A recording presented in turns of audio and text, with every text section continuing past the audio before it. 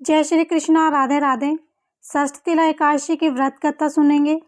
प्राचीन काल में मृत्युलोक में एक ब्राह्मणी रहा करती थी। वह सदैव व्रत किया करती थी। एक समय में वह 1 मास तक व्रत करती रही। इससे उसका शरीर अत्यंत दुर्बल हो गया। वो अत्यंत बुद्धिमान थी। उसने कभी भी देवताओं या ब्राह्मणों को निमित्त अन्न या धन का दान नहीं दिया।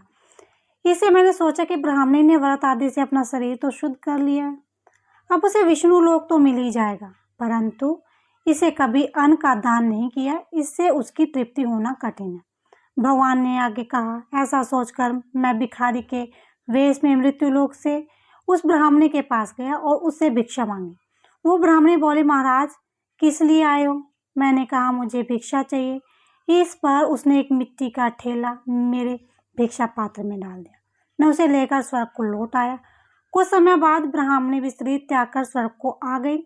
उस ब्राह्मणी को मिट्टी का दान करने से स्वर्ग में सुंदर महल मिला, परंतु अपने घर को अन्न आदि सब सामग्रियों से शून्य पाया।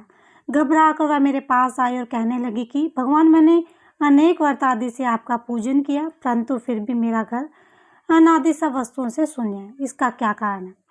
इस पर मैंने कहा कि पहले तुम अपने घर जाओ, देव स्त्रियां आएंगी तुम्हें देखने के लिए। पहले उनसे षष्ठ तिला एकादशी का पुण्य और विधि सुन लो, तब द्वार खोलना। मेरे ऐसे वचन सुनकर वो अपने घर गई। जब देव स्त्रियां आई और द्वार खोलने को कहा तो ब्राह्मणी कहने लगी, आप मुझे देखने आए हो तो षष्ठ तिला एकादशी का महात्म्य मुझको कहो। उसने एक देव स्त्री कहने लगी कि मैं कहती हूँ। तो ब्राह्मणी ने षष्ठ तिला एकादशी का महात्म्य सुना, तब द्वार खोल दिया। देवांगनाओं ने उनको देखा कि न तो वो गांधर्व है और न ही असुरी, वह पहले जैसी मानुषी है।